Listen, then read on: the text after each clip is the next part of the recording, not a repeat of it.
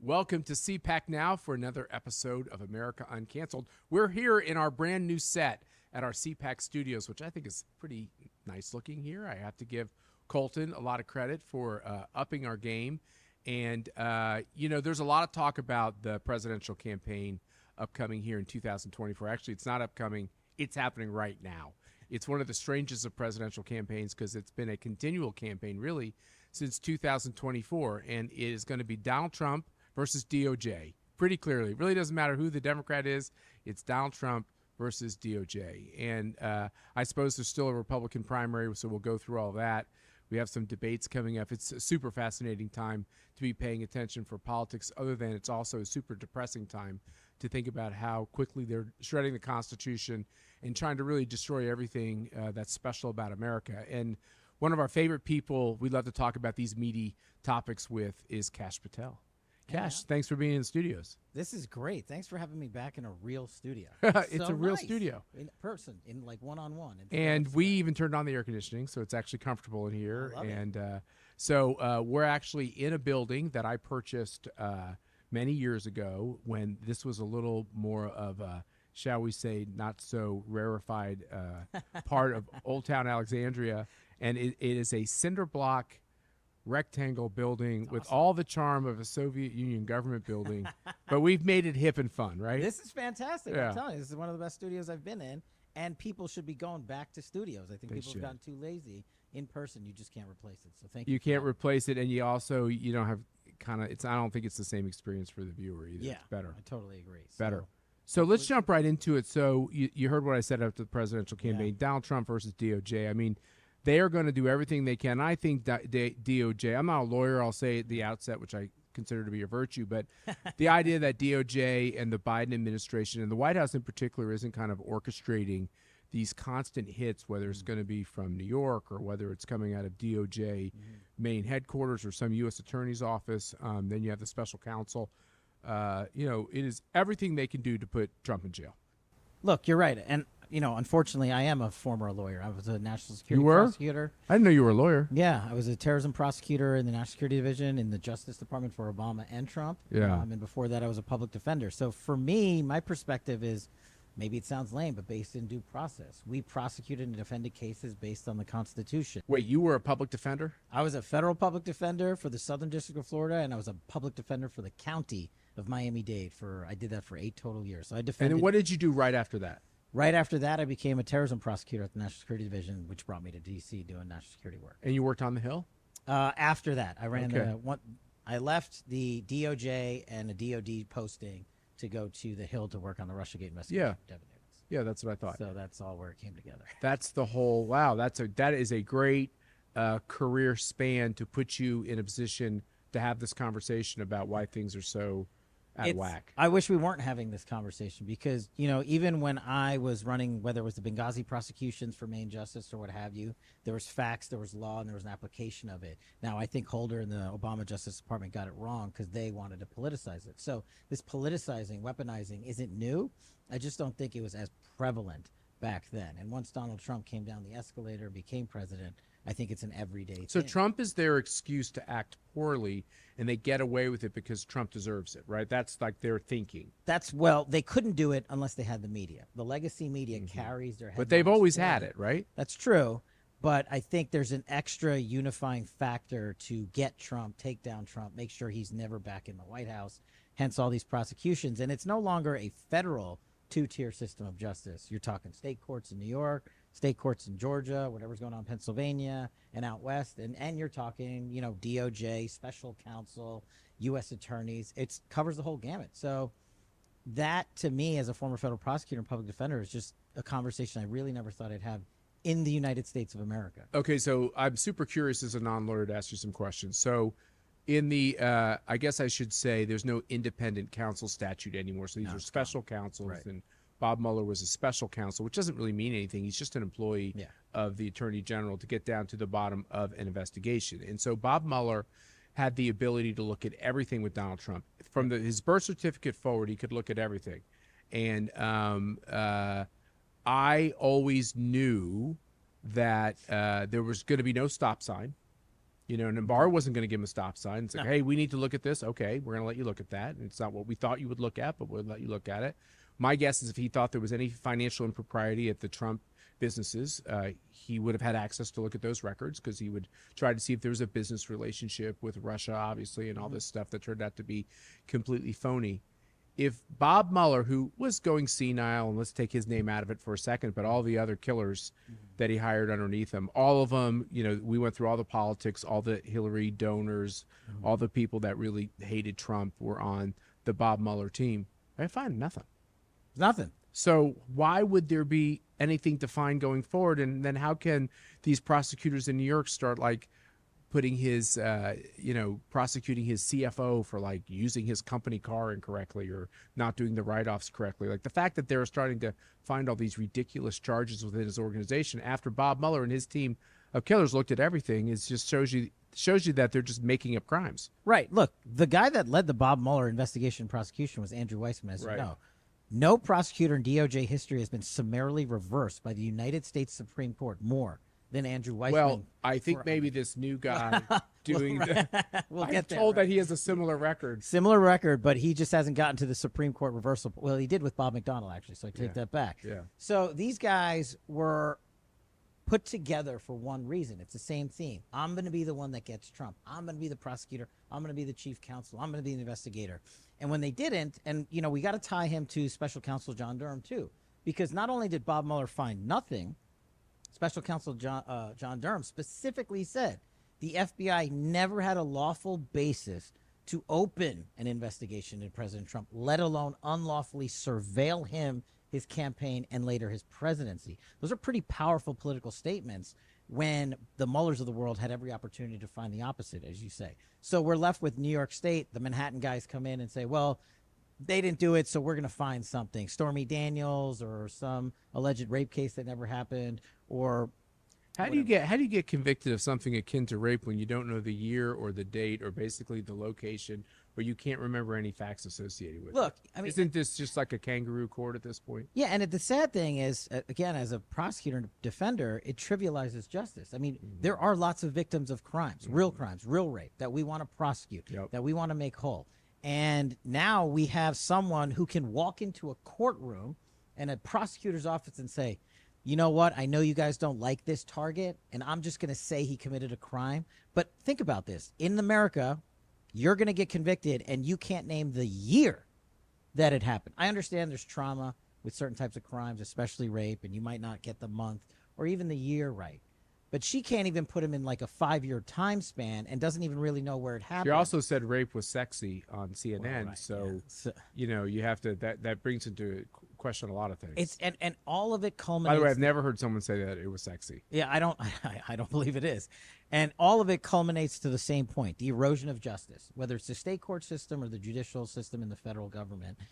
Our faith in government, in FBI, in DOJ, in state prosecutor's office is at a record low because they are taking these instances to weaponize government and target politically. And I know it's happened one-off here and there in the past, but now it's like a weekly occurrence. If you were on Team Trump or you helped him win the first time or you're trying to help him win the second time. Look, I'll give you a great example. You got me here.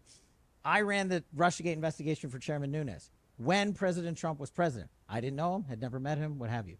Rod Rosenstein and Chris Wray met with Devin Nunes and me after we exposed that Hillary Clinton had paid for it and took him to federal court and showed the corruption at the FBI. Do you know what they did to us? And we just found out a couple months ago. They investigated me and senior congressional staffers on the Hill. Chris Wray and Rod Rosenstein issued grand jury subpoenas across the board for my personal and private information. And they lied about it to Congress when asked about it back then. And did you never knew at the time? Google has a policy where 5 years later, they let you know what happened. So they got your personal information, you just never knew it? Across the board. And it's not just them. They ask, when you ask for a grand jury subpoena, you ask for everybody's records on everything. You don't just go to one place. So now Jim Jordan has opened up an investigation into Chris Wray and Rod Rosenstein, demanding answers as to why you were surveilling Chairman Nunes' staff. And the reason is simple. We were effective in putting out the truth, which destroyed the political narrative they wanted to hold up, that Donald Trump's a Russian asset. So they surveilled the investigators and tried to get dirt on Devin Nunes so they can put it out there. Now, of course, there's really no dirt to be had because we said we were just going to do one thing, put the mission first, get the truth out. And as I told Devin, I said, I didn't know Donald Trump at the time, never spoke to him, no emails, no texts, no phone calls, just said, whatever we find, we put out the truth. I didn't think it would turn around in such a boomerang fashion to just level justice at every turn. So you want to tell not only your story, but you want to explain how far off we are from being on the right path and what we can do to fix it. And you have this new book, Government Gangsters. I like the title. Did I get it right? You got it right. I think gangster is just the perfect way to phrase it. How'd you come up with the title? Well, yeah, the funny thing is, when we were writing it, I was like, oh my God. And you've written so much stuff. Wait, don't say we. When I was writing. I did have when I was writing it, you're right. When I was writing it, Government Gangsters, it was just oh my God, what do you call this thing? And then it just hits you in the face. You turned to someone and said, they're like gangsters. They're like, it's in there. So let's just say it's a mob that has taken over our government.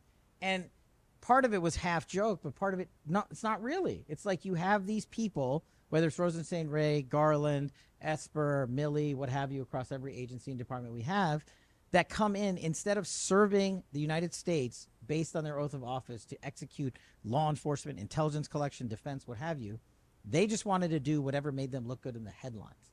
And they just wanted to do whatever worked against President Trump.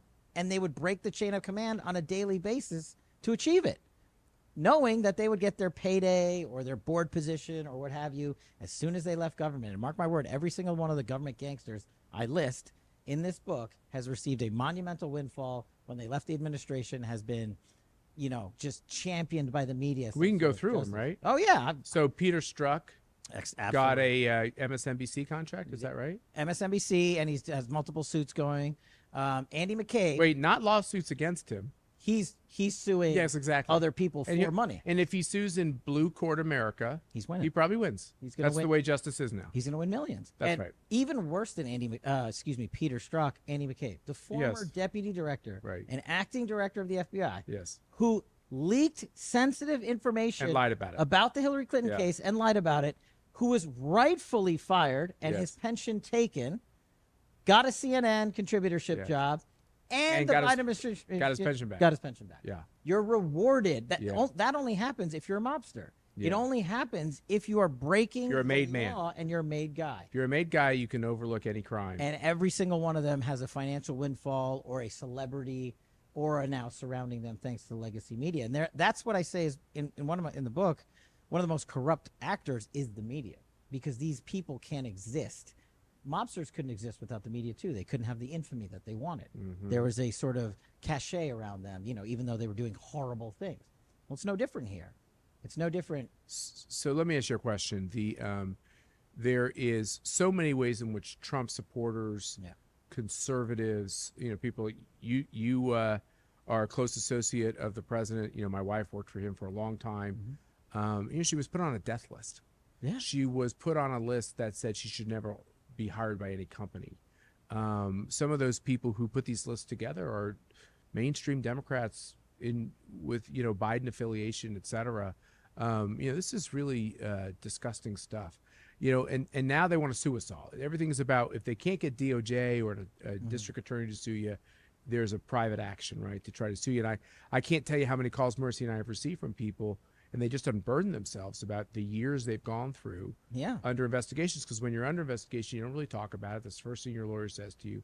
Don't talk about it. You have all these defamation suits. If a Trump supporter or conservative says anything about anyone, they find themselves in court. Are you worried now? You write a book. You're naming names. You're stating facts. I don't have any question that what you say is fast. It's that filled with facts, and that is the defense against defamation. But they can sue you in a court. Yeah, with a basically a judge that's, political. I mean, is it a concern now as people consider books?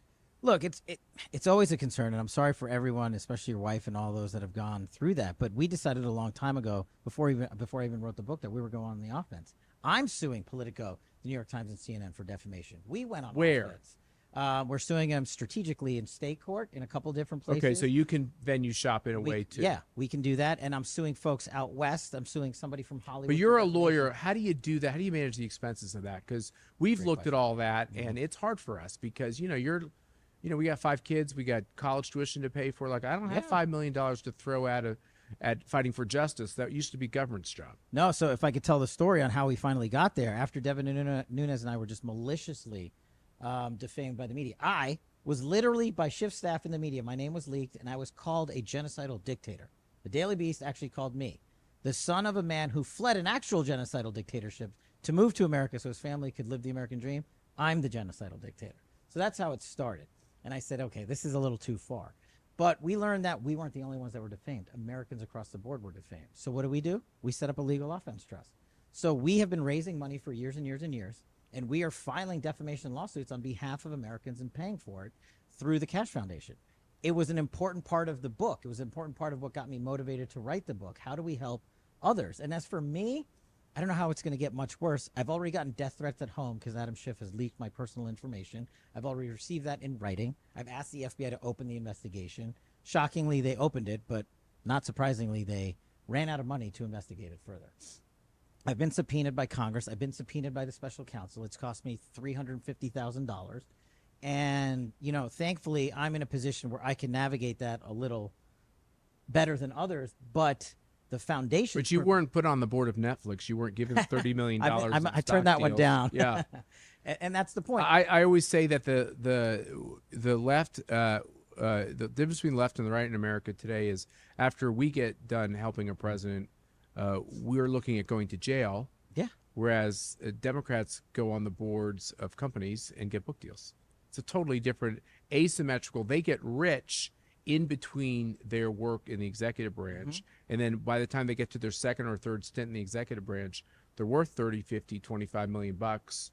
They still get pro bono law help, which we don't get anymore. Never. And so what you do if you're going to serve a president and you're on our side, it's diminishing. You're going to get poorer. It's not just the money. It's not just the money. Like, no, look, it's everything. It's what it does to your family. I don't want my parents reading about my death threats. I don't want my parents just reading about this false information. Trump is, Kash is Trump's Ukraine whisperer and launched some sort of, crazy escapade at the White House to jeopardize the safety of Americans. It's ridiculous.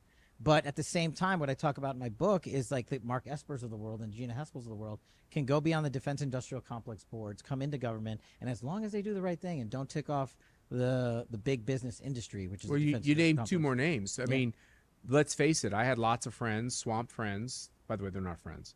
But it took me a little while to figure that out. I really thought they loved me, Kash. It turned out I still love you, man. Okay, good. I feel better.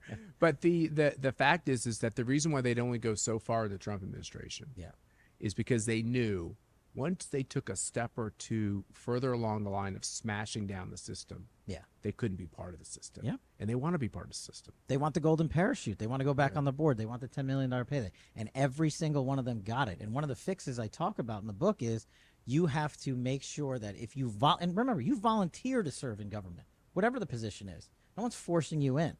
So when you go in, you got to sign an agreement that says, I'm not taking that defense industrial contract on the way out. Maybe 5 years later, but these things got to have worth. They have to have force. And we have never done that. And Trump kind of tried that. We tried it. The no revolving door, but I don't think it was enforceable. No one's been brought. Watch Biden; he'll probably find a way to bring people up on those charges. But your point is that the Trump could only change Washington so much because the people he needed to implement his change, because you really need thousands of people to do it. You do. It got watered down to the point where people were telling him what they wanted to believe. I mean, I had people, this is going to become shocking, but I had people that said, well, Schlapp seems like he's close to Trump. He was with him the whole time. I want to get this big job that has a great title with it. It's Senate confirmed. It'll kind of make my career. Hey, could you call over to the White House and say, I'd love to do it? And I was like, well, I thought you didn't like Trump. Yeah. Well, I didn't like it, but over time, I've really come to really admire him. This kind of stuff. Flag, And that leads to a great point. Something else I talk about in government. By the way, I'm never going to do that again. No. Like, it's not good enough to just tell me what I want to hear. Whispering sweet nothings isn't going to get it done. Like, it's not. And people have said, oh my God, there's so many people. Obviously, I'm President Trump's senior advisor. I'm biased. I'm resoundingly endorsing President Trump and have. And we have a Republican primary that you alluded to earlier. But you know what? I'm glad all these people are running because lots of people who are supposedly Trumpers are flocking towards these other candidates. So now it's not a secret. The list is out there. It is out there. Thanks for doing my homework for me. You can check open secrets, see where all the money's going. Easy. And these people will Do you think Trump will ever check those donation logs? I think he's got a team that will I check. think he will. Yeah, I think he's it's got well a team said. that will check. And that's one of the biggest, as you know, you said there's like 4,000 seats you got to fill. And I think even President Trump admitted recently, some of the appointments he made were wrong. And, he did the best. He told me at Bedminster, he goes, Matt, did I not pick some doozies? I was like, you did, sir. You picked some doozies. But in all fairness to him, Yeah. he and Jared, and when they were trying to figure out how to do this, they didn't really view themselves as having a very big network of people that had the sophistication to serve Not the government. Yeah, they were business people. They came in and said, we should be able to trust the career DOD guy to do the national Well, they security thought mission. the thing that if they had a naive conceit, it was only that people were decent and good, and that there was a system, and the Constitution provided that eventually that decision would hit the president's desk, because that's the way it should be. And of course, they don't play by those rules. No. They've leaked it so many different ways to kill your ability to implement the policy that you want. By the time it gets to your desk, it's probably gone sideways. And you got to have people down in the bowels of these bureaucracies that are fighting that hand-to-hand combat from the very beginning of the initiative. And the good news is we do. As chief of staff of DOD, or when I was deputy director of national intelligence, we were able to eliminate billets that were unfunded or should never been funded in the first place. And we saw the folks that signed up to serve the mission apolitically. They exist. They're there. We also have the senior leadership positions that we should and can fill with people when President Trump is reelected. So all of that has to come together. And there has to be a big movement early on to get them all in right away. And anyone who violates the chain of command, it's pretty simple. People are like, you can't fire people in government. Anyone who violates the chain of command is breaking the law and can be fired immediately. It's really easy. And the other thing is Office of Personnel Management, having somebody in charge of that knows these laws cold, that is a roto-rooter on these. People won't understand this, but most of bureaucracy is filled with just lazy people who don't want to do anything. No. And you can look at them and say, well, what are they really doing that's harmful? Well, they're wasting a lot of money.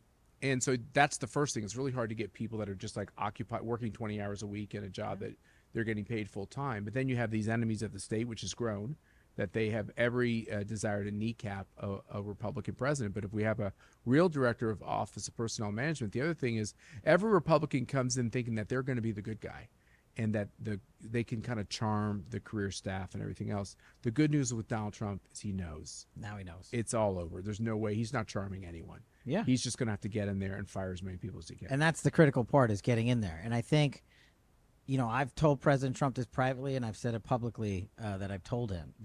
To me, one of the most fundamental concepts that he can use is leveling the two-tier system of justice, because that's not a right-wing conspiracy anymore. No, it's not a Russiagate tale. It's happening, whether it's some of the folks in January 6th, whether it's Donald Trump himself, whether it's Catholics in schools and things like that. It's a reality. And how about even these guys like Tom Barrack and every Republican that's engaged in international finance seems to come up with FARA charges or something else. And if you're a Democrat, you seem to get off scot-free. They see it. Can you name a prominent Democrat that's in the crosshairs of DOJ? Not one, but they'll claim one down the road to say we're fair. No, I can name one. Hunter Biden. Yeah, that's right. Yeah, I forgot. How silly of me. Yeah. With his big sweetheart plea deal, but that's what they'll say. It's a diversion program. We're apolitical. We prosecuted the president's son. You can't say that. The media will carry that, but the difference between now and 7 years ago, and these whistleblowers who are brave and going up on Capitol Hill, be it the FBI or IRS that are just testifying, Americans are like, whoa, this isn't Donald Trump's people saying this. This isn't a MAGA movement.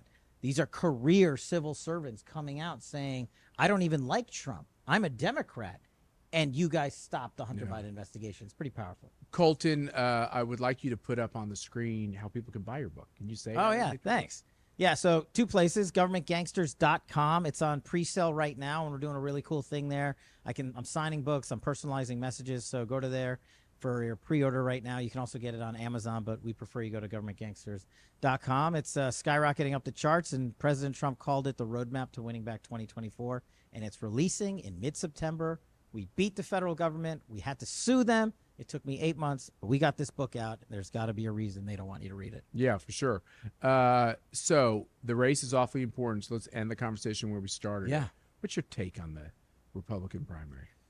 As I said, I think it's extremely useful. It might be a minority position to take, but for me, people were like, how did you know this guy was bad? How did you know that lady was bad? I said, Now I've got history to prove it when it comes to the likes of Rod Rosenstein and Barr and all those people, Esper, Gina Haspel and company. But looking forward, the people that served in the Trump administration, and it's their right to go out and choose another candidate, they're not coming back in. So I think this is a thinning of the field for me in a way that is not presidential. You know, I think I know who's going to be at the top of the presidential Republican nomination. And so I'm not really worried about that. And I saw media articles like, is President Trump going to, debate in August? Who cares? I mean, if you're so far ahead, should you do it? I'm not the political guy. Maybe you should, maybe you shouldn't. I think you should bracket the debates. Oh. I think the debate should go on, and he should do what's best for him. Yeah. And part of that could be having his own conversation, maybe an interview with crowds. Oh, that's with a good people who idea. don't write the check to get the debate ticket. That's brilliant. Wouldn't that be good? You should do that. I think it's a great idea. Maybe even CPAC could be a part of that. Maybe we could. Yes. I just feel like for most people, my wife and myself included, it's like we agree with you. Republican primary is fine. Never really bothered me. I actually thought it was good for Trump because it gets his competitive juices flowing. Yeah. He's handled the situation very well. Some people were mad that he's criticizing DeSantis, but DeSantis is criticizing him more aggressively in return, and that's how primaries are. I don't blame either man. Yeah.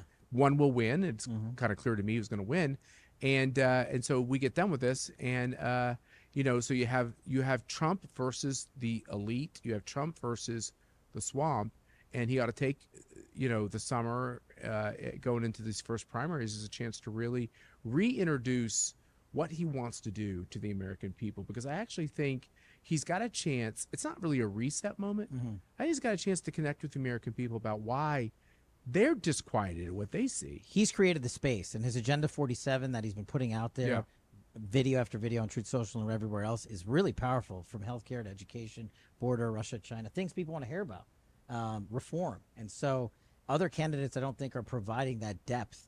And he has the one trigger point that they don't have. It's not a, hey, put your faith in me and I'll get it done. I did it. Yeah. Look back. And I think that's the people. And I think I think the argument's even better. I did it, and I also learned from my mistakes. Presidents hate admitting mistakes, but you've said that he's admitted it to you. He's admitted it to me. He knew he picked some bad people. Yeah. Put us some trust in some people he shouldn't put some trust in. So he can say, I did it before, and now I can do it faster. And better. Because I know how to do it now. Yeah. I didn't know how to do it before. The interesting part is going to be, is it going to be Joe Biden that he goes up against? I still think there's a Hillary Clinton run in there somewhere, but call me a conspiracy theorist. So what was it? Roger Stone or someone predicted a turning point that it would be Michelle Obama. Maybe. People still talk about Oprah Winfrey. Hillary Clinton is clearly trying to be out there. She's trying to get her Twitter game back or whatever that is. She's trying to figure that out. But I do think there's a lot of intrigue, and Gavin Newsom obviously is out there doing. So they all know they have a problem with Biden. Yeah. But here's the real question. How, if Biden falters worse, physically, mentally, emotionally, whatever, what do they do with Kamala? I think she's out anyway. Have you ever seen a politician not be able to do? I mean, poor Dan Quayle got pilloried for being what Kamala is. Is that fair? That's a good way of putting it. Look, you only have to look at one speech that Kamala Harris has ever given, and the verbiage word salad is putting it kindly. It's sad that our salad is good for you. Right. I don't like that analogy. I know, but it translates. How about for it's people. word junk food? Well, it is. There it is. There you go. And that's what it is. So I don't think she's on any ticket of any kind, and she probably knows it too. And it's sad that our number 2 in command doesn't have a grasp on how to communicate to the people. I have to give great credit to the communicators that have worked with Kamala Harris. Not so much the speechwriters. I probably wouldn't give them a very good grade. They got to keep it a little more, as a former boss of mine would say, for Kamala, you got to keep it low enough for the goats to graze. Easy words.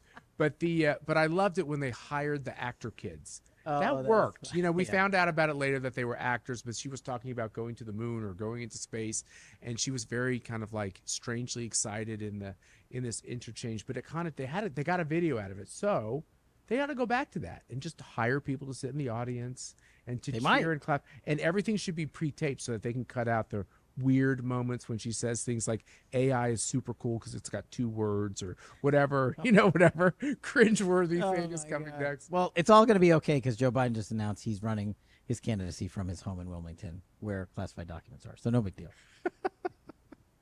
so he can be near his Corvette Yeah. and our government secrets. And maybe drugs. And maybe bags of cocaine. So I said on Newsmax that they said, well, do you think it was Hunter's cocaine? I said, I know it's not. And they were intrigued by how I knew. Yeah. I said, I knew because there was some left. But that's a crazy, if that was the only thing that had come out of this administration, you've been in there, I've been there, I've walked through those doors a bunch of times. I spent 4 years of my life in that building. The idea that anybody would think about bringing an illegal drug into the White House after all this checkpoints you have to go through, even if you needed it because you needed your hit or whatever, like you would be nervous. Like it just, it's not, it's an absurd thing. And the idea beyond that, can you slip something into the White House? I suppose I'll say maybe, but you would definitely be able to figure out who it was because you would question everybody who came in between this time and that time. Simple. Yes. It's the most fortified position on planet Earth with the most cameras and most Secret Service and most guarded personnel. And the only thing we know is that this bag of cocaine is more well-traveled than Air Force One. That's right. It went from the study to the library to the silverware room to the West. How does that happen? Yeah. How can you not tell me where you just found it?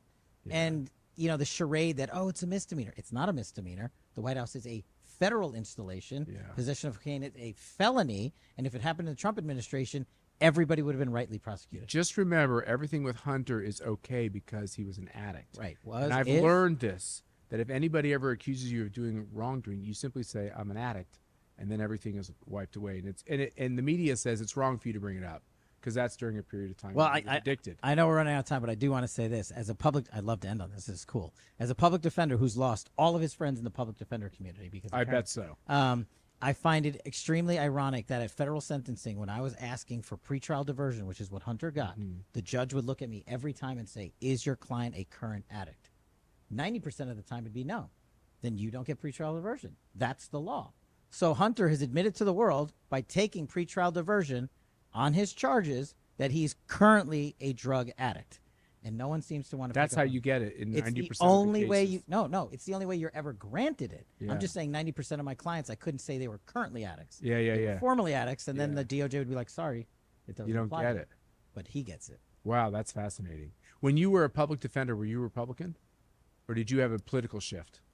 No, I was always a Republican, but I never. It wasn't your thing. It wasn't my. I just wasn't in politics. I was there to do the job. I found it ironic that the liberal left had a monopoly on due process in the Constitution, the Bill of Rights.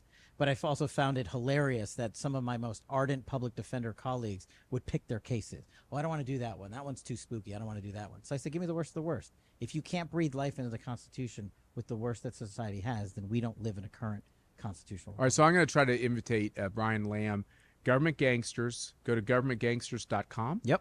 And get your copy. I like you going there better. Hopefully we can be associated with our CPAC efforts too. We'd love to help you sell books. But what was the hardest part of writing the book? Writing. Yeah, just sitting down. Just sitting down. Wow. I'm not good at that. So yeah, I'm not either. It took me a while, but I have to admit I had some brilliant help, and it's highlighted. I had to get a co-author because I didn't want to have a ghostwriter, but having a co-author, I co-wrote my book with Deal Hudson, he's much smarter than me, a professor, academic, and he would call me and say, you really haven't given me any new content for like days or weeks. And I'd be like, oh, is that right? Is that what I have to do? I'm kind of twitching in my chair. And then he would say, hey, I need this many words by, 8 a.m. There you go. And I felt like it was like being in I had college. those same deadlines. My professor was yelling at me. Yeah. Get it done. Yes, give me X, give me X, give me X. And that's how it, but I had a brilliant team, and I can't wait for the world to see it. And look, I go after more Republicans than I do Democrats. Good. I just call it like it is. Yeah, I think for MAGA supporters, for America First people, for conservatives, the Republican Party is the right vehicle if you're looking at it Republican versus Democrat, but people shouldn't make the mistake that somehow there's some kind of love affair going on with the elephant. It's a good sturdy beast that gets you there, but lots of problems there. And if we get another chance with Trump having 4 more years, some of the biggest fights will be with our own squad. Yeah, I agree. The biggest ones will be. Yep. But we'll get it right that time. Kash Patel, thanks for joining us here. Best of luck on your book. Thanks for everything you do out there. I think I've gotten a soft commitment that maybe you're going to be with us in Vegas. Yes. We're going to have an investor summit coming up later in the year. We hope you can make it. Look, I love CPAC. I love what you and Mercedes have always done. You've been kind to invite me. and let me speak my mind there. So I'm going to do it every chance I get. The only thing is you got to get us in a little bit of trouble. Is that a deal? Oh, I can do that. Now I got some time to think. All right. Thanks, everyone. I hope you love the new set. Let us know if we should be making other improvements. I know the guests we're getting can't be improved, but I'm sure there are other things we can improve on. Thanks for watching on America Uncanceled, and God bless, and we'll see you soon. Thank you.